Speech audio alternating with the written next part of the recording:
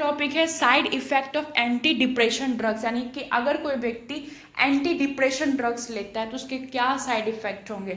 तो फर्स्ट हम देखते हैं कि ऑटोनॉमिक नर्वस सिस्टम पे अगर इफेक्ट होता है तो फिर क्या क्या प्रॉब्लम्स आती है। ANS means autonomic nervous system. तो देखते हैं ड्राई माउथ होता है, कॉन्स्टिपेशन प्रॉब्लम्स होती है, urinary retention.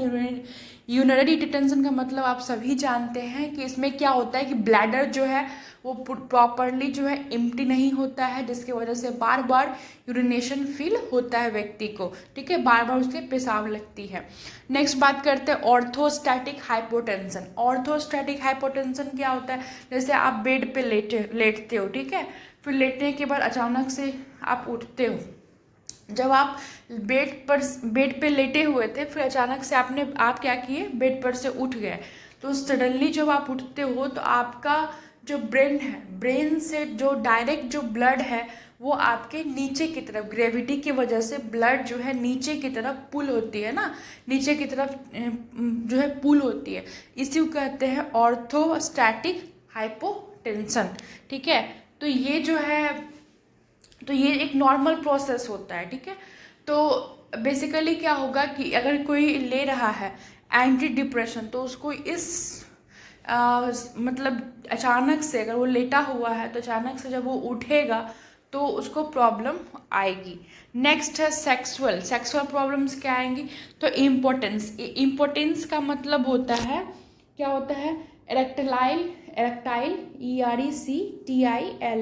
Erectile dysfunction. What is erectile dysfunction, आप सभी जानते होंगे कि ड्यूरिंग सेक्सुअल इंटरकोर्स जो पेनिस होता है वो स्ट्रेट होता है, ठीक है, क्यों, ताकि सेक्सुअल इंटरकोर्स हो सके। तो जो इरेक्टाइल डिस्फंक्शन हो जाएगा मीन्स जो पेनिस है वो स्ट्रेट प्रॉपर नहीं होगा। नेक्स्ट है impaired ejaculation. What is ejaculation का मतलब होता है डिस्चार्ज ऑफ सीमेन, ठीक है, तो वो प्रॉपर नहीं होगा। नेक्स्ट बात करते हैं साइड इफेक्ट ऑफ MOIS, यानी कि हमने पढ़ा था मोनोएमिन ऑक्सीडेज इनहिबिटर था ना क्लासिफिकेशन में एंटी डिप्रेशन का। तो अगर वो क्लासिफिकेशन का ड्रग्स कोई कंज्यूम करा तो क्या साइड इफेक्ट देखने को मिलेगा। तो फर्स्ट है हाइपरटेंसिव क्राइसिस का मतलब है कि व्यक्ति को हाइपरटेंसिव प्रॉब्लम्स होगी, है ना। Serotonin syndrome of serotonin storm, interaction with tyramine in foods, cheese, red wine, chicken, liver, beer, age or smoked meat. यही कर रहा है कि बेसिकली अगर कोई व्यक्ति MOI ड्रग्स ले रहा है, ठीक है, तो MOI जो ड्रग्स है उस टाइम लेते समय ट्राइमीन फूड्स को कंज्यूम नहीं करना है। अगर वो ट्राइमीन फूड्स को कंज्यूम करता है, ट्राइमीन फूड्स क्या होते हैं, तो cheese, red wine, chicken, liver, bean, aged, beer, aged or smoked meat, इन सारी चीज़ों को ट्राइमीन फूड्स के कैटेगरी में रखा गया है। तो अगर वो ट्राइमीन फूड्स को खाते हैं और वो दवा जब उससे इंटरेक्ट करता है तो वो क्या लीड्स करता है, हाइपरटेंसिव क्राइसिस को लीड करता है।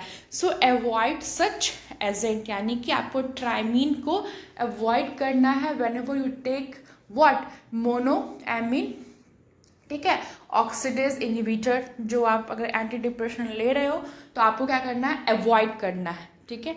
तो और क्या क्या चेंजेस देखने को मिल सकता है, तो BP चेंजेस हो सकते हैं, हेडेक हो सकता है, हाइपर पैरेक्सिया हो सकता है, ठीक है। यानी कि ये सारी चीज़ें जो है साइड इफेक्ट के तौर पे आपको देखने को मिल सकता है अगर कोई व्यक्ति एंटी डिप्रेशन का दवा लेता है तो आई होप आपको ये वीडियो अच्छा लगा होगा। तो एंटी डिप्रेशन यहीं ख़त्म होता है। इसके बाद आपको क्या पढ़ना है, एंटी मैनिया पढ़ना है, एंटी मैनिक ड्रग या फिर उसी को मूड स्टेबलाइजर बोलते हैं।